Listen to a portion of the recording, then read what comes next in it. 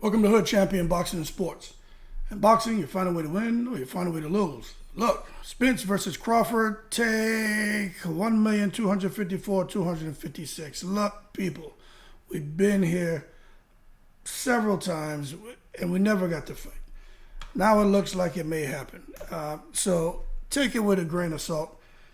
We know how things can go when it comes to these guys in negotiations.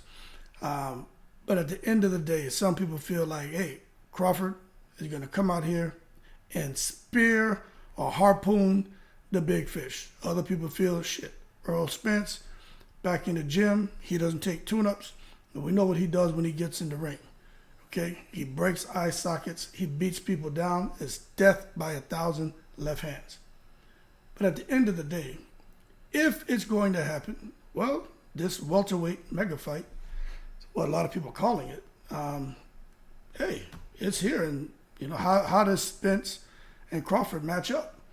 And it's nothing new. I mean, look, at long last, when it comes to Spence and Crawford, people have been doing the comparisons, tails of the tape. But the bottom line is it looks like they're going to meet, I believe it's July 29th at the T-Mobile Arena in Las Vegas. What I'm telling you, and what's interesting about this fight, although I still feel like, I'm taking this announcement that at least a date's been set, I'm taking it with a grain of salt, is I think most people would agree that Spence and Crawford are still, for the most part, in their primes. And that's a beautiful thing when you talk about matchups and matchups materializing. Although we may feel it's overdue because we wanted it several years ago, at least we're not talking about guys who are beyond their prime. Now, I will say Terrence Crawford, he's not a spring chicken, but neither is Earl Spence. But I think it's safe to say, as far as the way things are going with this era of boxers, these guys can fight to I'd say probably around age 37, 38 is where you start to see a real decline. Whereas before, around age 30, 31, that was pretty much the shelf life of a boxer. But with sports science and the supplemental strategies and everything, these fighters can go on beyond 40 and still look relatively, young and promising. But that being said, right, my understanding is Crawford and Spence will earn 8 figures guaranteed. Now that is amazing. These guys are going to get 8 figures guaranteed. Now, there's a bilateral rematch clause that the loser can trigger within 30 days after the fight. But then the rematch will have to take place before the end of the year. Now, this is the smartest thing that I've heard in years when it comes to Crawford. We know he's stubborn, marches to the beat of his own drum. But I'm so glad to hear that Crawford signed a 2-fight deal with PBC. I mean, he had to do it. He had to do it. Okay? He got put in the holding pattern. He got locked out. He left Bob Arum. Bob Arum didn't do him any justice with the way he spoke about him and hemorrhaging money. Eddie Hearn didn't do him didn't help him at all when Eddie Hearn said he wasn't touching him. They just really, I would say, lambasted Terrence Crawford's name. And I'm not saying that they're wrong for that, but I just think it could have been worded differently. But it made a lot of people afraid to even get any dealings with him. But nonetheless, Crawford, man, did the right thing, in my opinion. He finally signed a deal with PBC. And had he signed that deal years ago, maybe this undisputed welterweight championship would have happened. But nonetheless, it's on the line now. Okay? And when you talk about a fight like Crawford and Spence, it's kind of like Pacquiao Mayweather, man. This Crawford and Spence been in the making for over 5 years. Everybody remembers the video that went viral where Spence has on the red hoodie. Crawford is there and him and Spence are going back and forth, and Bob Arum is sitting there with like he got peanut butter in his damn mouth, just watching these two guys go back and forth. But I would say that this is one of the most anticipated boxing matchups in some time, and with good reason. If anyone's feeling like they're not anticipating it, well, I don't know what to say about you. To me, someone had the bowl of dumbass and for breakfast and definitely taking it to the stupid. To me, it's like being hungry and being put behind a glass, and there's a big ass plate of curry chicken right there, or steak, or whatever the hell you like to eat, and you there behind that glass and you can't get to it, but they're giving you crackers and cheese. Yeah, all right, I'll eat the crackers and cheese because I'm hungry, but I'm salivating over that goddamn bowl of curry chicken and rice, or that little watercress, or that damn steak and potatoes, or whatever it is that you desire. Finally, the glasses come down and you can converge and annihilate that curry chicken, that steak and potato, whatever it is. And that's what we're getting, all right? Because I'm going to be honest, when I saw this announcement last night, I didn't rush to my computer to make a video. I really didn't care. But my mouth was agape because I was like, okay, well, here we go. Maybe we're getting some movement. But let me tell you something. There's good reason why Crawford and Spence is one of the most anticipated boxing matches in some time. Most people have Crawford as the number one pound for pound boxer. And Spence is, between 1 and 4. But I'm going to tell you, they both can be vicious in the ring. Really vicious. If you don't understand what I'm talking about, look at how Spence treated Algieri, how Spence treated Danny Garcia, how Spence did Ugas. Look at what Crawford did to Khan, and really, you look at what he did to Porter, because Porter was his friend, and he was going to kill him. So the bottom line is, they both have mean streaks in the ring, out the ring. Crawford more than Spence, but in the ring, they're both animals. Now, Spence is coming off that TKO where he just, broke Ugas' damn orbital, and Crawford had the KO of Van Sien. But I will tell you about that fight. I think most would agree. I didn't like the fact that Crawford was allowing himself. Well, I'm not going to say he was allowing, but he was getting hit. Too much for me. And I didn't like that. But at the end of the day, the question is who has the upper hand, right? Because that's really what we should be looking at. Because you had Ryan Garcia in Tank. You had Devin and Lomachenko. But when you're talking about trying to really marinate a good matchup, which I think a lot of these matchmakers are having a tough time because of the amount of money floating around the Middle East. All these boxers have their eyes on the Middle East. But you got to try to get this to perfection to really make a fight like this go off, especially in the States. All right? There's a lot of visibility on there. And there's a lot on the line for Spence and Crawford. Now, with Spence is like Superman. You know what I'm saying?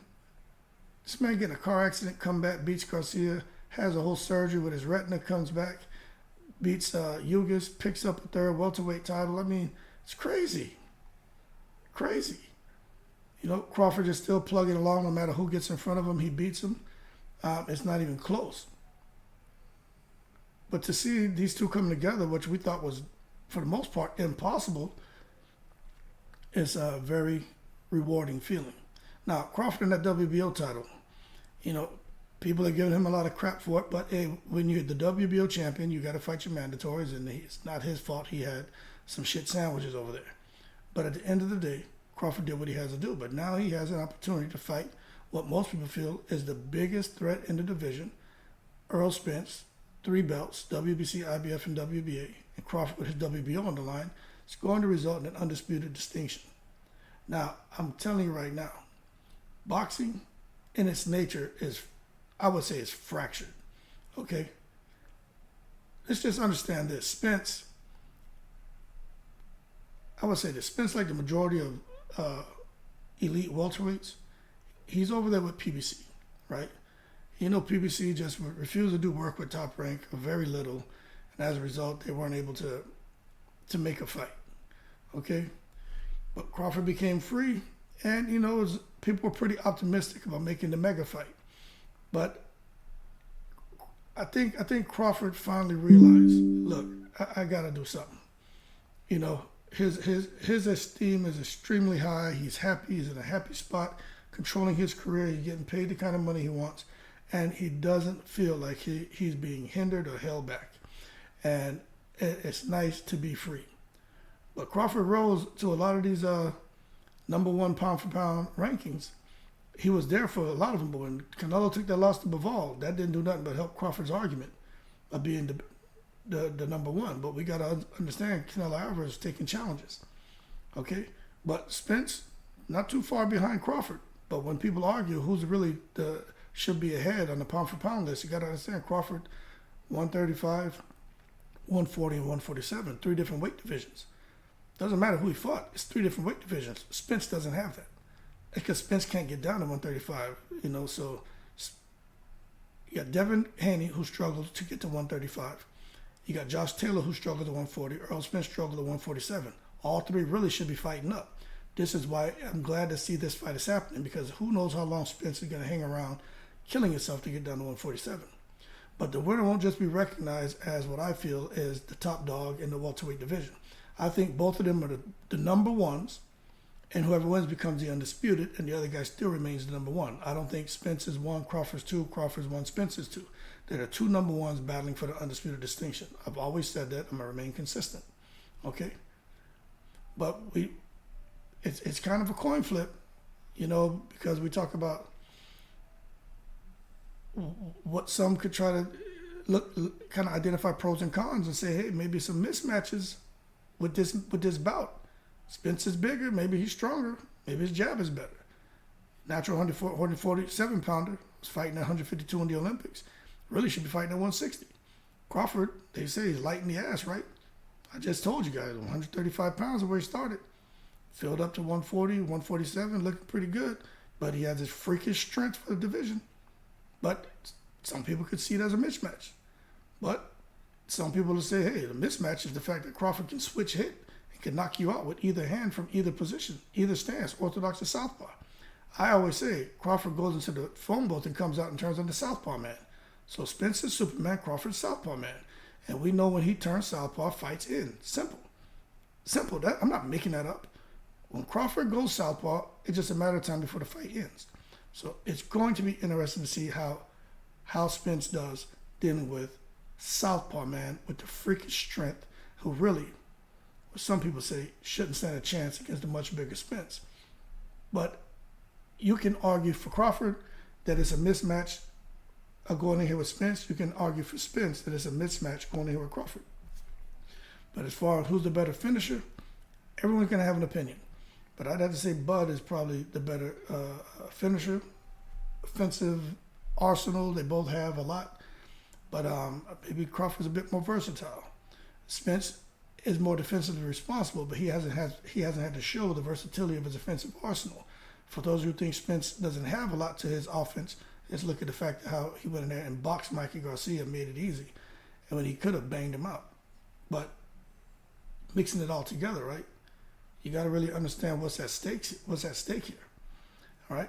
Because I truly believe no matter who you think has the pros and cons, more pros than cons, who you think has an advantage, where you think there's a mismatch, you bring these two together, and we're definitely going to get an all-out, action-packed bout at the highest level, which is what we've been wanting, and I'd say it's been worth the wait. I really will.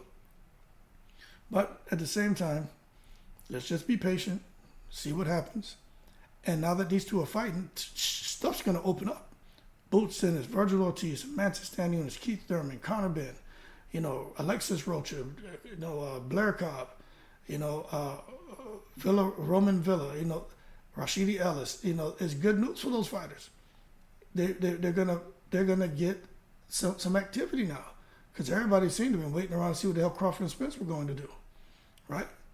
But at the end of the day, I think we could be seeing a new wave, a new set of faces, right, coming onto the welterweight division, because I just don't see Spence hanging around, especially if he wins the first fight and second fight, or whatever happens between him and Crawford, however many times they fight. I just don't think Spence, going into 2024, is still going to be around the welterweight division. But I'm telling you right now, it's going to get interesting seeing if these other fighters at welterweight choose to fight each other in the meantime. Because now we got some very interesting non-title fights. And that could determine who's going to be coming up behind Crawford and Spence. All right? Now, people keep talking about Boots Ennis, but I'm telling you, Stanionis and Ortiz is a fight y'all need to be paying attention to. It's coming up on July 8th. And Thurman keeps talking like he's going to fight, but Thurman ass is about to be 35. I don't know what he's doing. But he was supposed to face Spence. I don't know what Thurman's doing, but he's going to return. But I'm telling you what right now, man, you need to understand there's a lot going on. Yugas is only 36. Hey, he's getting back in the ring against Barrios. So we're going to see what happens. So to me, you got the present, you got the future, you got the past, and over the last several fights, Spence and Crawford have proven that they can do the business no matter who it's against. Size advantage doesn't matter. Versatility doesn't matter. What matters is these guys being committed to find a way to win and then eventually going on and move up a division to try to battle Jermell Charlo for the undisputed distinction. Okay? So that's how I see it. And I'm telling you right now, Crawford, Spence, they deserve respect. You can look at what's going on with Fury, Usyk, Fulton, Inoue. You can look at what's going on with Bivol, Bertabiev, Alvarez, Smith, all the weight divisions. It's all intriguing. There's some things we're going to like, some things we don't like. But when it comes to Crawford and Spence, I think that's the most intriguing matchup, period. I really do. And as far as anybody trying to get into the conversation about pound-for-pound rankings after Crawford and Spence fight, let me tell you something. They could save all that because this is really the number one. These guys are really, what, in my opinion, on the pound-for-pound rankings, which should probably elevate themselves to really be the 1 and 2s, irregardless of someone loses, because this is what you want to see guys take risks. That being said, y'all keep cool. Shout out to the veterans, all 7 continents. Take it with a grain of salt. Spence versus Crawford. Take 1,254,256. Let's see if the fight comes off. I'm hoping it does. Leave in the comments who you think's going to win. That being said, I'm in the breeze.